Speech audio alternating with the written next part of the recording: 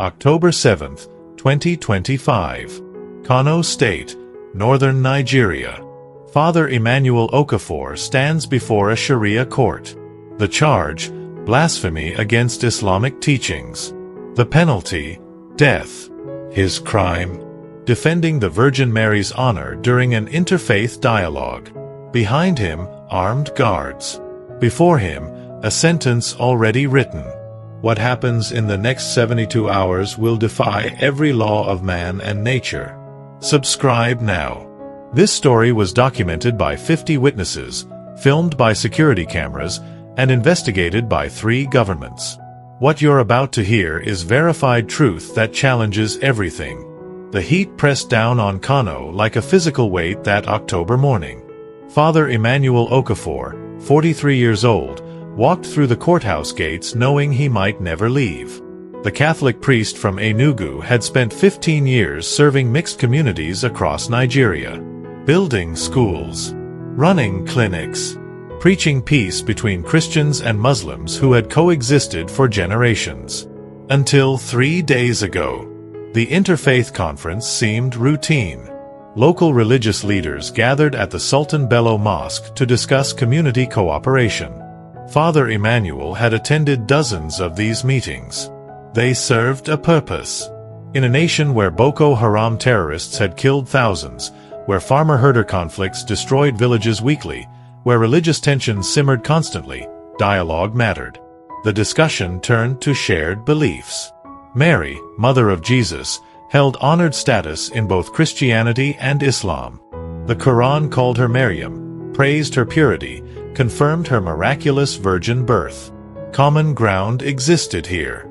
Foundation for mutual respect. Then Malam Ibrahim spoke. A visiting cleric from a hardline sect. Not from Kano. Not representative of local Muslim leaders who'd worked peacefully with Father Emmanuel for years. An outsider with an agenda. He claimed Mary was merely human. Important, yes, but nothing more. No intercessory power. No special relationship with God beyond any other righteous woman. Christians who prayed to her committed shirk. Idolatry. The unforgivable sin. Father Emmanuel should have stayed silent. Should have let it pass. Should have remembered that theology wasn't worth dying over. But 15 years of watching Christians and Muslims pray side by side, bury their dead together, rebuild after attacks as one community, that history demanded response. He spoke carefully, respectfully, acknowledged Islamic teachings about Mariam, praised the Quran's beautiful descriptions of her, then explained Catholic doctrine. Mary as Theotokos, Mother of God, Intercessor, Queen of Heaven. Not worship, he clarified. Veneration. Honor given to one chosen by God for the highest privilege ever bestowed on humanity. The room tensed. Local imams nodded. This was known theology. Disagreement existed, yes, but not grounds for conflict. Christians believed their doctrines. Muslims believed theirs. Coexistence required acceptance of differences. But Malam Ibrahim stood, pointed, voice rising with theatrical rage. Declared Father Emmanuel had insulted Islam by elevating Mary above Islamic teaching. Had committed blasphemy by asserting Christian doctrine contradicted Quranic truth. Had endangered Muslim souls by promoting idolatry. The accusation landed like a grenade. Security footage from October 4th showed the aftermath. Local Muslim leaders trying to calm the situation. Explaining that interfaith dialogue required hearing different beliefs. Father Emmanuel hadn't attacked Islam. Hadn't insulted the Prophet. Had simply stated his faith's position when directly questioned. It didn't matter. Malam Ibrahim filed formal charges. Blasphemy under Sharia law. Applied in 12 northern Nigerian states since 2000. Penalties included death by stoning, hanging, or beheading. Rarely enforced to this extreme. But possible. Legal. On the books. What happened next revealed fault lines in Nigerian society that had been growing for years, and exposed the priest to danger from multiple directions simultaneously.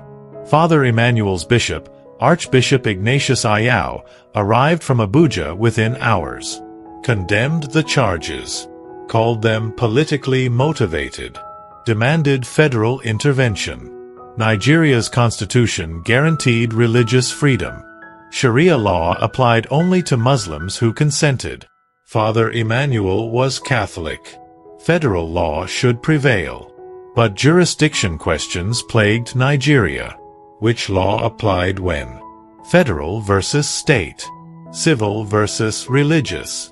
The constitutional crisis had been brewing for decades. Now a priest's life hung in the balance while lawyers argued precedent. Social media exploded. #FreeF. Father Emmanuel trended globally within 24 hours.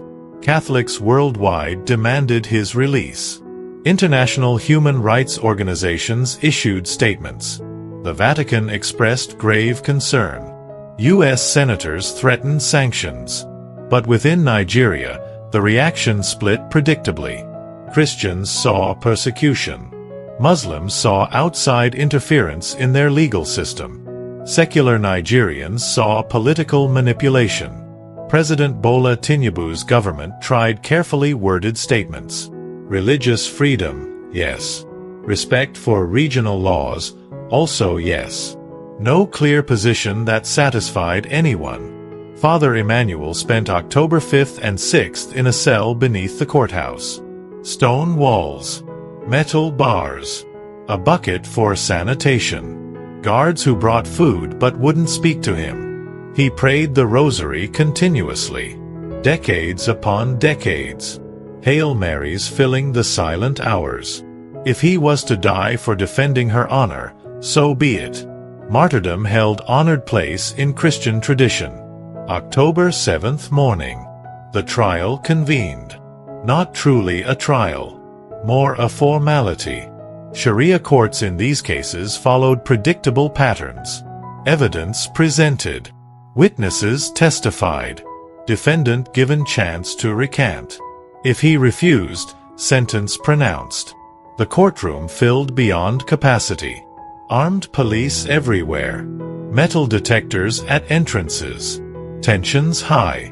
Reports of planned protests. Counter-protests. Possibility of violence. The authorities wanted order maintained at all costs. Father Emmanuel entered wearing his clerical collar. Black shirt. Simple wooden cross. He'd debated this. Appearing in priestly garb might inflame the situation. But also, if this was the end, he would face it as what he was. A Catholic priest. A servant of Christ and his mother. The judges entered. 3 elderly men in traditional Islamic robes. Scholars of Sharia law. Respected. Devout. Faces showing no emotion. This was duty. Religious obligation. Personal feelings were irrelevant. Malam Ibrahim testified first. Recounted the conference. Father Emmanuel's words. The insult to Islam. The corruption of truth. The danger to Muslim souls exposed to such teaching. Spoke for 30 minutes. Theatrical. Passionate. Playing to the crowd. 2 local imams testified next. More nuanced. Acknowledged Father Emmanuel's years of good work. His genuine respect for Islam. His peaceful service to mixed communities. But confirmed, yes, he had stated Christian doctrine that contradicted Islamic teaching. Whether that constituted legal blasphemy remained a question of interpretation. Father Emmanuel was offered a chance to speak. His attorney, a Muslim lawyer named Abubakar Muhammad who'd volunteered to defend him, advised silence. Anything said could worsen the situation. Better to challenge jurisdiction. Appeal to federal courts. Fight the legal battle elsewhere. But Father Emmanuel stood. The court fell silent. What would he say? Recant? Apologize? Beg for mercy? He did none of these. Father Emmanuel's voice filled the courtroom. Steady, clear, no fear audible. He began with Islamic greetings. Assalamu alaikum. Peace be upon you. Acknowledged the judges with respect. Thanked his attorney. Then spoke truth as he understood it. He had not insulted Islam. Had not attacked the Prophet. Had not questioned Quranic revelation. Had simply explained Christian belief when asked directly during interfaith dialogue designed specifically for such exchanges. If stating one's faith constituted blasphemy, then all interfaith conversation became impossible. Then coexistence died. Then Nigeria's future as a unified nation ended. He quoted the Quran, Surah Al-Imran, verses about Marian, her purity, her selection by God, her miraculous motherhood. He praised these verses, called them beautiful testimony to her holiness. Then noted, the Quran itself declares Christians and Muslims worship the same God. People of the book, Abraham's children, differing in details but united in core monotheism. If God permitted these differences, if the Quran acknowledged Christians as believers, then how could respectful disagreement over theological details constitute capital offense? Where was the mercy Islam proclaimed as God's primary attribute? The courtroom stirred. Some spectators nodded. Others muttered angrily. The judges' faces remained impassive. This was skilled rhetoric. Dangerous rhetoric. Using Islamic sources to challenge Islamic law. It could work. Or it could make everything worse. Father Emmanuel concluded. He would not recant Christian doctrine. Could not. His faith required truth-telling even unto death. But he bore no ill will toward Islam or Muslims. Had dedicated his life to serving both Christians and Muslims equally. Would continue doing so if permitted. Would forgive his accusers regardless of verdict. Would pray for Nigeria's peace with his last breath if this breath was to be his last. He sat. Silence held for 10 seconds. Then chaos. Malam Ibrahim leapt up shouting. This proved the blasphemy. Using Quran to justify Christian error. Manipulating holy text. Corrupting Islamic teaching. The judges banged for order. Security moved forward. The crowd noise rose. Supporters chanting. Opponents shouting. The trial teetered on edge of riot. The judges called recess. What they decided in those chambers would determine not just one priest's fate, but set precedent affecting millions. And forces beyond the courtroom were already in motion. The break lasted 2 hours. Father Emmanuel returned to his cell. Prayed more rosaries. Thought about his family. His mother in Enugu. Would she survive the news? His sister, a teacher in Lagos. His brother, a doctor in London. The nephew he'd baptized last year. The community he served. The children he'd taught. The sick he'd visited. 15 years of faces scrolling through memory. His attorney visited. Abubakar Muhammad looked worried. The judges were divided. 2 wanted conviction. Standard blasphemy penalty. The third argued for dismissal based on interfaith dialogue exception. But the hardliners had stronger legal ground under strict Sharia interpretation. Unless something shifted, the verdict would be death. Appeals possible, yes. Federal courts. International pressure. But execution could happen quickly once sentence was pronounced. Hours, not days. Islamic law emphasized swift justice. Father Emmanuel might not survive to see appeals heard. Outside, protests erupted. Christians marching for Father Emmanuel's release. Muslims counter-protesting outside interference in Sharia courts. Police lines separating groups. Tensions escalating. Lagos. Abuja. Port Harcourt. Just the same scenes replaying across Nigeria. The priest's trial had become national crisis. International news crews arrived. CNN, BBC, Al Jazeera, Reuters. The story played globally. African priest facing death for defending Virgin Mary. The West watched. The Islamic world watched. Everyone had opinions. Few understood Nigeria's complex reality. Archbishop Ayau held press conference, demanded federal intervention, called the charges absurd, noted that if defending one's faith constituted blasphemy, then all religious practice became illegal. Asked rhetorically, would Muslim clerics accept similar restrictions? Could they not explain Islamic doctrine to non-Muslims without facing charges? His words fueled more controversy. Muslims accused him of attacking Islam. Christians rallied behind him.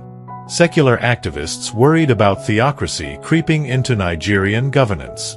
Politicians calculated angles. Everyone postured. Nobody solved anything. President Tinubu faced impossible situation. Intervene too strongly, alienate Muslim North. Stay neutral, alienate Christian South. Nigeria's delicate religious balance threatened to shatter. The federation could fracture. States had divided on religious lines before. Civil war memories remained fresh. Nobody wanted to return to that darkness. Back in the courthouse, the judges reconvened. Faces grim. They'd reached decision. Not unanimous, but majority ruled under Sharia procedure. The verdict would be announced. Whatever it was, Nigeria would never be quite the same afterward. The courtroom filled again, even more crowded than morning. People pressed shoulder to shoulder. Heat unbearable. Tension visible like electricity. Father Emmanuel entered, walked to his place, stood straight, hands clasped, ready. The chief judge spoke. Long preamble about Sharia law's divine authority, its protection of Islamic truth, its necessity in Muslim communities, its compatibility with Nigerian constitution when properly applied, the legal justification for what came next, then the verdict. Guilty of blasphemy under Sharia law. Specifically, insulting Islam by elevating Christian doctrine above Islamic teaching regarding Mariam. Promoting idolatry through Marian devotion. Corrupting Muslim believers through interfaith dialogue lacking proper Islamic authority. The sentence. Death by hanging. To be carried out within 72 hours unless federal courts intervened, or unless the defendant publicly recanted Christian doctrine regarding Mary and acknowledged Islamic teaching as superior truth. The courtroom exploded. Christians screaming. Muslims cheering. Police struggling to maintain order. Father Emmanuel stood motionless. Had he really expected differently? Perhaps hope had survived despite evidence. Now hope ended. Reality settled with the judge's final bang of the gavel. He was led away. His attorney shouted promises of appeals. His supporters called encouragement. His opponents hurled insults. He heard it all and none of it.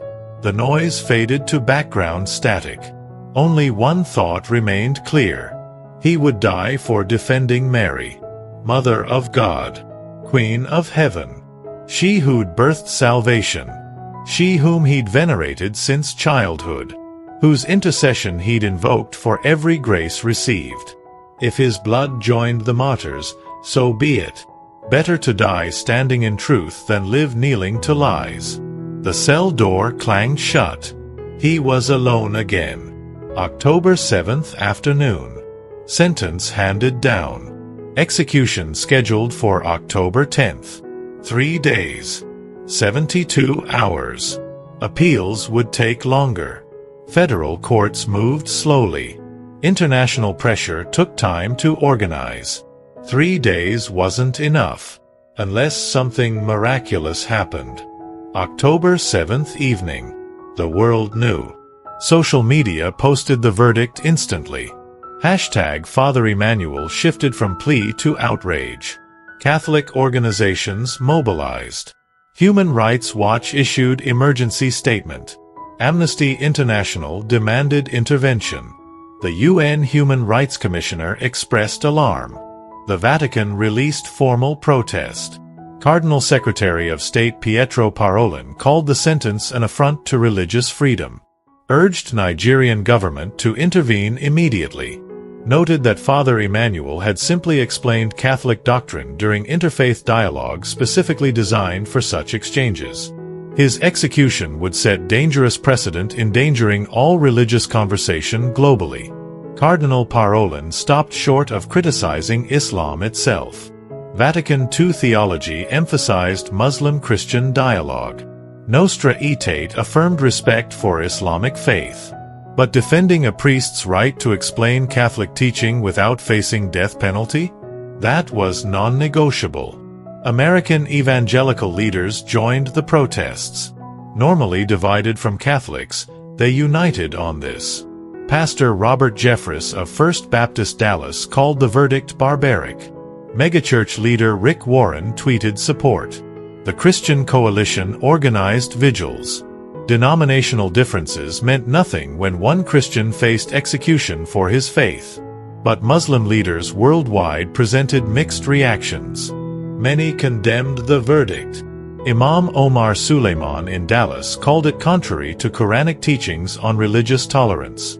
The Organization of Islamic Cooperation issued carefully worded statement expressing concern while defending Sharia law's legitimacy.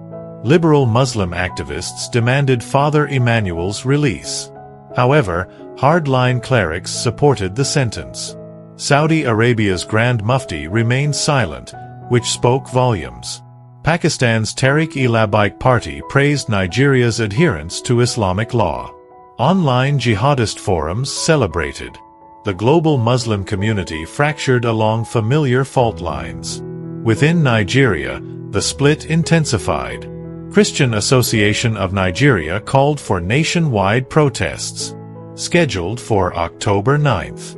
One day before the scheduled execution. Archbishop John Onayakan of Abuja urged restraint but supported the action. This wasn't just about Father Emmanuel anymore.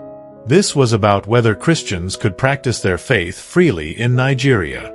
Muslim rights concern countered with their own protests. Defending Sharia law against outside interference. Arguing that Western nations regularly prosecuted hate speech, so why couldn't Muslim regions prosecute blasphemy? Double standards, they claimed. Religious imperialism disguised as human rights advocacy. President Tinubu convened emergency security meeting. October 8th morning. Intelligence reports showed potential for mass violence. Jos had seen Christian-Muslim riots before. Thousands dead. The Plateau state remained powder keg. If protests turned violent there, the entire north could explode. Lagos faced similar dangers. Nigeria's largest city. Roughly equal Christian-Muslim population. History of religious riots. 2012 Boko Haram attacks. The megacity's security depended on delicate equilibrium. Father Emmanuel's case threatened to shatter it. The president faced brutal calculus. Allow the execution, satisfy northern Muslim governors who were key political allies. But lose Christian South. Possibly lose international aid. Definitely face sanctions. Economic crisis would follow. Or intervene. Commute the sentence. Use executive power to override state-level Sharia courts. Maintain international standing. Keep Christian support. But enrage northern Muslims. Possibly face accusations of trampling Islamic law. Political suicide in regions where Sharia governed. No good options. Only degrees of disaster. But the crisis wasn't just political. In that cell, Father Emmanuel faced his own darkness. And what he experienced there would shake everyone who heard it. Father Emmanuel spent October 8th in prayer. Not peaceful prayer. Wrestling prayer. Jacob at Peniel prayer, demanding answers from God. Why this? Why now? Why him? 15 years of good work, building bridges, serving both communities, teaching peace. And this was the reward? Death for defending Mary's honor? He knew the theology. Suffering united believers with Christ's passion. Martyrdom brought eternal glory. The blood of martyrs seeded the church. All true, all orthodox, all completely unsatisfying when facing execution in 60 hours. He thought about Pilate offering Jesus the choice. Recant or die. Jesus had chosen death. But Jesus was God incarnate. Divine mission requiring sacrifice. Father Emmanuel was just a man. A scared man. A man who desperately wanted to live. Was wanting life somehow sinful? Was fear somehow faithless? His mother visited October 8th afternoon. The guards allowed it. 30 minutes. She'd traveled from Enugu. Overnight bus. 12 hours. 68 years old. Widow. Father Emmanuel was her youngest. Her priest son. Her pride. Now possibly her martyr. She wept. Begged him to recant. Just words, she said. God understood. Hearts mattered more than statements made under duress. Say what they wanted. Live. Continue serving. Do more good. Why die for theological argument? He held her hands. Old hands. Work-worn. The hands that had bathed him, fed him, raised him. How could he explain? It wasn't theological argument. It was identity. Core truth. If he denied Mary's role, he denied his faith. Denied his vocation. Denied everything that made him who he was.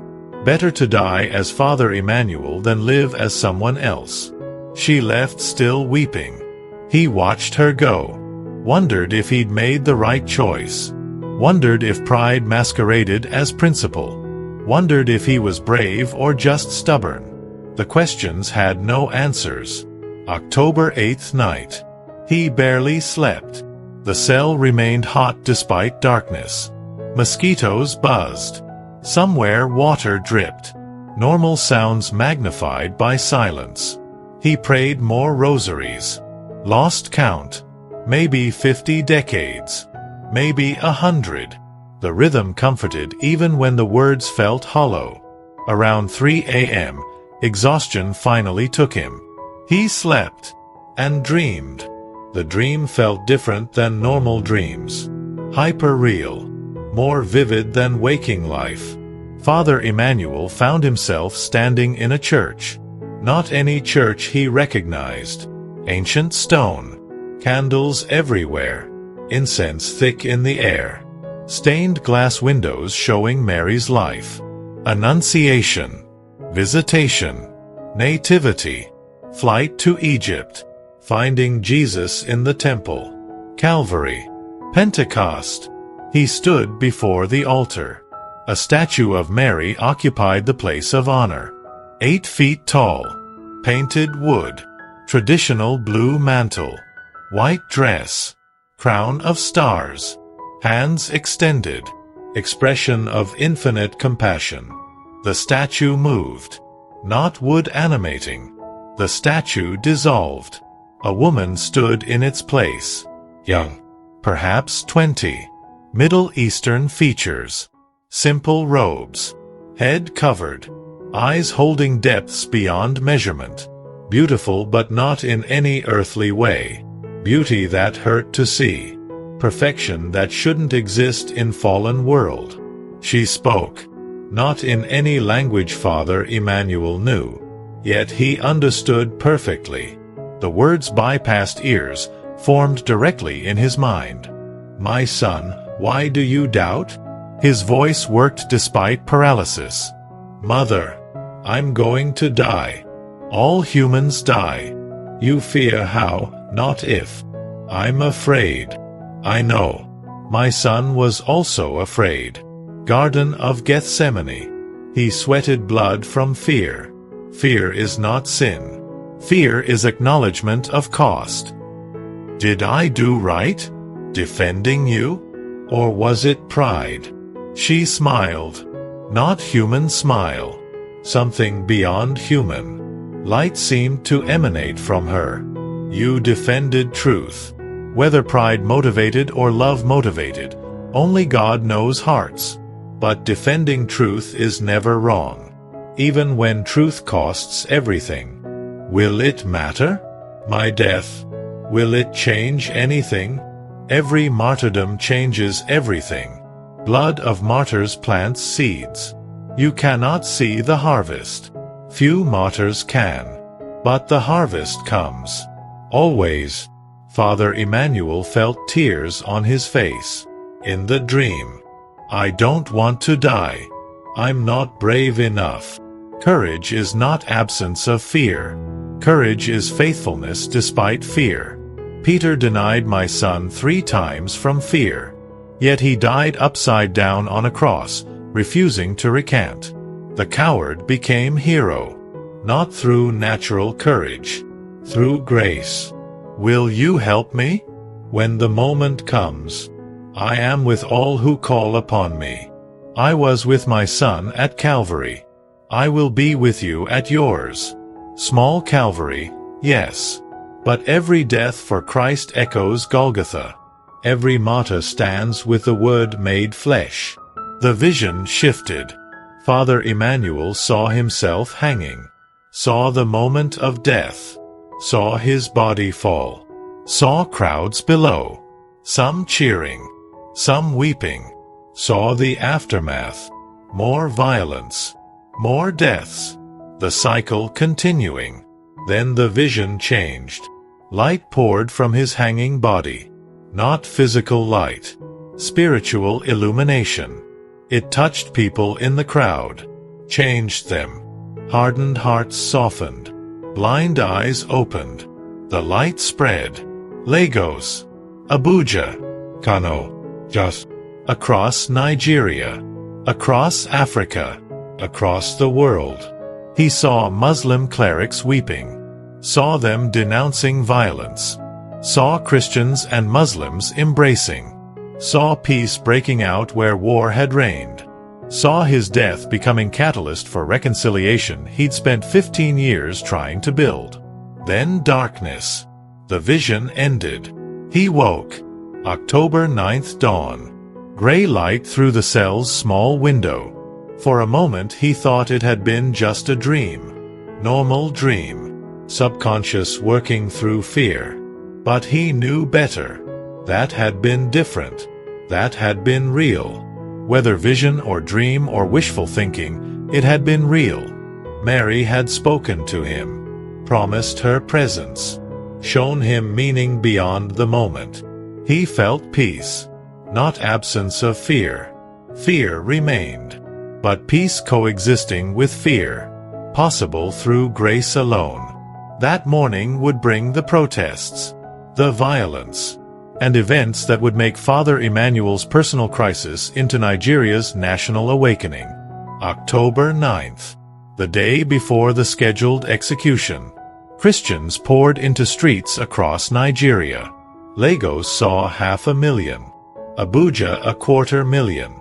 Jos, Enugu, Port Harcourt, Ibadan, every major city erupted. Peaceful protests. Carrying crosses. Singing hymns. Praying rosaries. Demanding justice. Muslims counter-protested. Defending Sharia law. Resisting outside interference.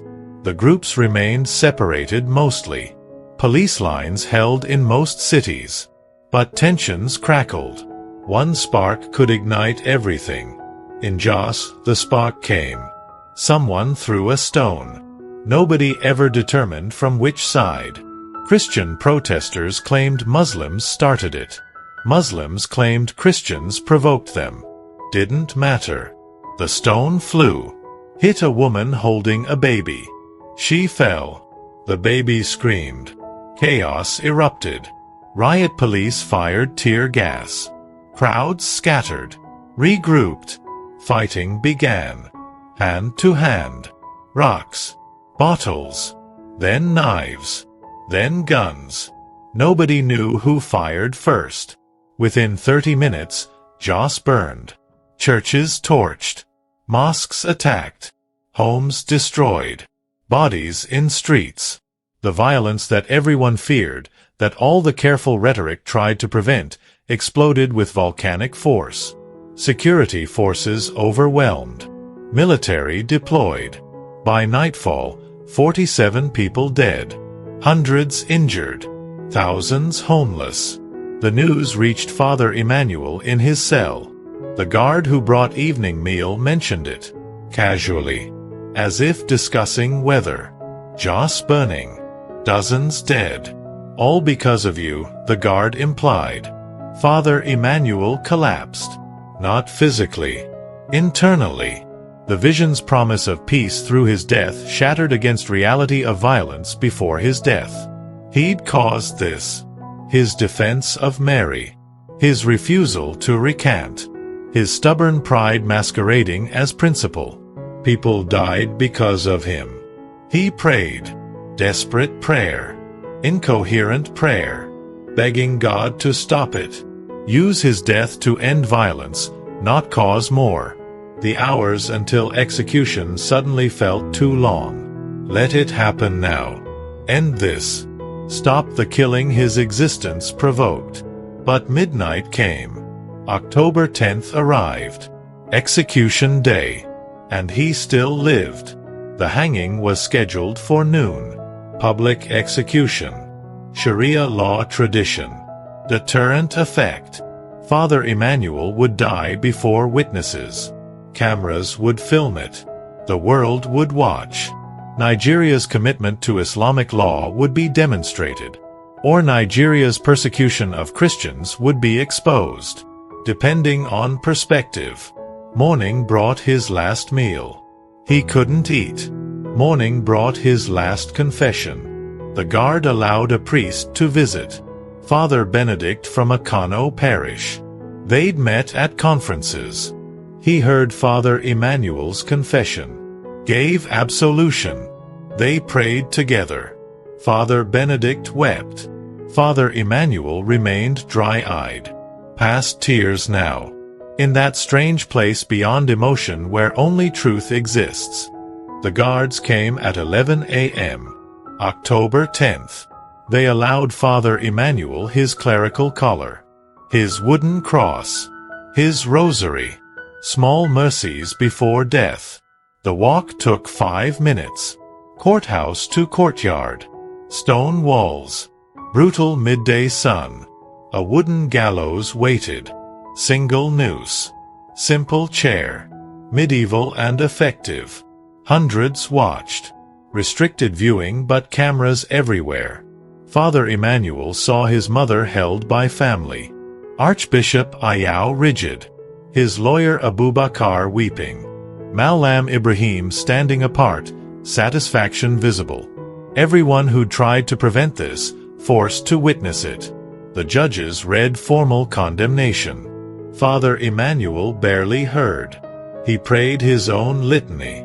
Names of everyone he'd served. Every sick person visited. Every child baptized. Every soul he'd helped toward heaven. If this was the end, he wanted them to be his final thoughts. Father Emmanuel Okafor. The chief judge's voice cut through. You are granted final opportunity to recant. Acknowledge that Islamic teaching about Mariam represents truth. Denounce Christian error. Accept Islam. Do this and live. Refuse and die. What is your answer? Silence. Every eye fixed on the priest.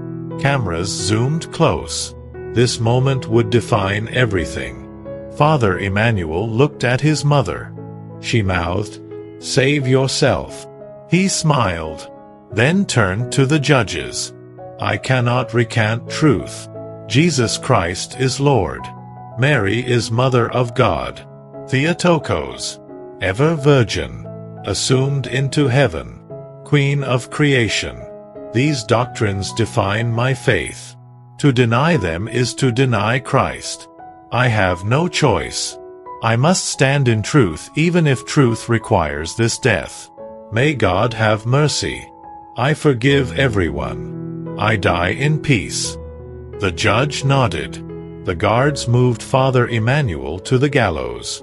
He climbed 3 steps, stood on the chair. The executioner approached with the noose. Rough rope scratched his neck as it was positioned. 17 cameras from 8 angles captured what happened next. Every recording showed the same impossible event that defied all rational explanation. The executioner stepped back. The judge raised his hand. 3 seconds until the chair would be kicked away. Father Emmanuel closed his eyes. "Mary, Mother of God, intercede for me now and at the hour of my death. Jesus, mercy." The judge's hand dropped. The executioner moved to kick the chair. The sky exploded with light. Actual, physical, blinding illumination. Like 1,000 suns. The courtyard flooded with brightness. Cameras overloaded. People threw hands over faces, crying out. The light concentrated above the gallows. Formed a shape. A woman. 8 feet tall. Robed in blue and white. Face radiant beyond description. The crowd saw her. All of them. Christians. Muslims. Everyone. No one could deny what appeared. She spoke. "Why do you kill my servant?" The executioner froze. The chair remained. Father Emmanuel still stood. The noose around his neck but chair intact. The executioner's foot hung mid-kick, paralyzed. The chief judge stammered. Who are you?" "I am Marian, Mother of Isa, the one you claim to honor while killing those who love me. I appear to stop this evil. This man defends my honor. You punish truth. You pervert my son's teachings. No more." The judges fell to their knees. The crowd prostrated. Christians and Muslims alike. No one could stand before this presence. Malam Ibrahim alone remained standing. Tricks! Shaitan deceiving us. The figure turned toward him. Radiance intensified. He screamed. Fell writhing. Collapsed unconscious. She raised her hands. The noose untied itself. Slid from Father Emmanuel's neck. Coiled at his feet. She gestured. He stepped down. Walked forward. Still uncertain if this was death dream or divine intervention. She touched his forehead. Light poured into him. Not burning. Illuminating. He gasped. Then the sensation faded. She withdrew her hand. "Go. Tell what you have seen. Unite my children. Christians and Muslims both claim to love me. Let that love become bridge. Build peace from this moment. I have purchased it with my appearance. Do not waste the price." The light began to fade. Before disappearing, she looked at everyone. Final words, "Nigeria, you stand at crossroads. Peace or war. Choose wisely. I will not appear again. This grace is given once." Then she was gone. Natural sunlight returned. Silence held. Then chaos erupted. The crowd surged forward. Everyone trying to touch Father Emmanuel. To confirm he lived. Security barriers broke. Thousands pressed close. Christians wept. Muslims wept. The judges remained kneeling. Shell-shocked. Everything they knew had shattered. 17 cameras had filmed continuously. Every angle captured the same phenomena. Light. Figure. Voice. The noose untying. All documented. All verifiable. International news exploded within 30 minutes. The videos hit every platform. CNN went wall-to-wall. BBC cancelled programming. Al Jazeera assembled emergency panels. The world stopped to watch. The Vatican maintained careful silence initially. Miracles required investigation. But Cardinal Parolin called Archbishop Ayau privately. "Is it real? I was there. I saw her. I heard her. Father Emmanuel lives when he should be dead. Draw your own conclusions." Medical teams examined Father Emmanuel. Perfect health. No injuries. Red marks where the noose had rested. But no trauma. They took him to secure location. Church safe house. He needed rest. Privacy. Time to process. But Nigeria couldn't wait. The chief Sharia judge who'd condemned him held press conference that evening. Visibly shaken. Made stunning announcement. Execution order nullified. Conviction overturned. Father Emmanuel free. All charges dropped. More, Emergency Interfaith Council called. Christian and Muslim leaders. To address violence. Interpret events. Chart path forward. His reasoning, whether Christian miracle or Islamic karama, divine intervention occurred. The Quran teaches Allah sends signs. Today we received a sign. To ignore it invites wrath. We must listen. Other northern governors echoed this. Kaduna, Katsina, Zamfara, all called for de-escalation. All acknowledged something extraordinary occurred. All agreed continued violence was inappropriate. The theological debates would rage for years. But Nigeria's immediate question was simpler and more urgent. Would the peace hold? October 11th. The Interfaith Council convened. Abuja. Emergency session. Christian Association of Nigeria sent 10 representatives. Supreme Council for Islamic Affairs sent 10. President Tinubu attended personally. International observers watched. Father Emmanuel was invited. Initially declined. Too overwhelmed. But Archbishop Ayau convinced him. "You're the bridge she asked you to be. We need you." He attended. When he entered, everyone stood. Christians, Muslims, officials. They recognized something had changed. This priest had become symbol, living testimony. His presence commanded respect. The council worked 18 hours straight, hammering out the Abuja Accord. Key provisions: immediate ceasefire in religious violence. Blasphemy laws suspended pending review. Interfaith dialogue programs mandatory in schools. Economic development in conflict zones. National memorial for religious violence victims in Jos. Father Emmanuel spoke at closing. "I was ready to die. I accepted death. But she intervened. Not to save me alone. To save Nigeria. She appeared to everyone. She spoke to all. That's the message. We're all her children. My death would have meant nothing. But our lives together can mean everything." The accord passed unanimously. President Tinubu declared October 15th National Healing Day. Day of prayer. Day of reconciliation. Day of new beginning. October 15th arrived. National Healing Day. Nigeria paused. Christians attended masses.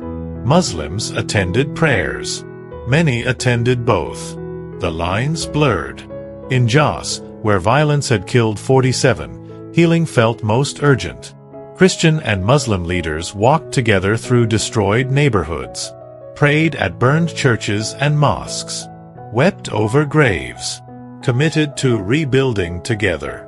Father Emmanuel visited Jos October 16th, met with widows, both Christian and Muslim, women who'd lost husbands in rioting, held their hands, listened to stories, anger, grief, confusion. He offered no answers, just presence, solidarity in suffering. He met injured patients. Hospitals overflowed. Burns, gunshots, wounds. They asked him to pray, Christian and Muslim alike. The apparition had blurred boundaries. He prayed over each bed, each patient, each wound. Some improved dramatically. Doctors documented inexplicable recoveries. More miracles? Natural healing aided by hope? Believers knew. Skeptics dismissed. The pattern held. Father Emmanuel returned to Kano October 20th. St. Therese's Catholic Church. His parish. He'd been gone 2 weeks. Felt like 2 years. Everything looked same. Nothing was same. His parishioners welcomed him home. Standing ovation lasting 5 minutes. First homily back, October 22nd. I am the same man I was October 4th.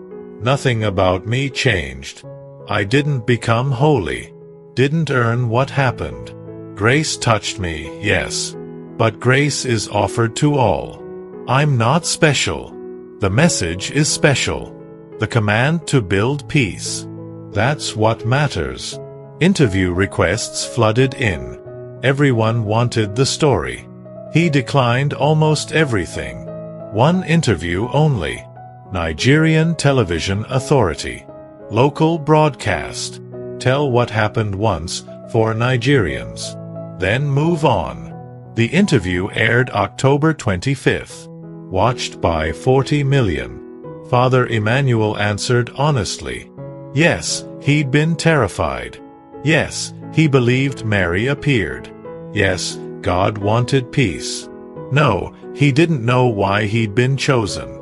No, he wasn't a hero. Just a servant caught in something larger than himself. Belief and action are different. The real test came when old conflicts resurfaced. When peace had to be actually practiced. October 27th. Kaduna State. Christian farmer and Muslim herder dispute. Classic Nigerian conflict. Normally this escalated. Violence erupted. Communities burned. This time, both sides contacted Interfaith Council first. The Abuja Accord requires dialogue. Remarkable shift. The council sent mediators. 2 days of negotiation. Result: farmer received compensation. Herder received migration access. Both signed agreement. Both honored it.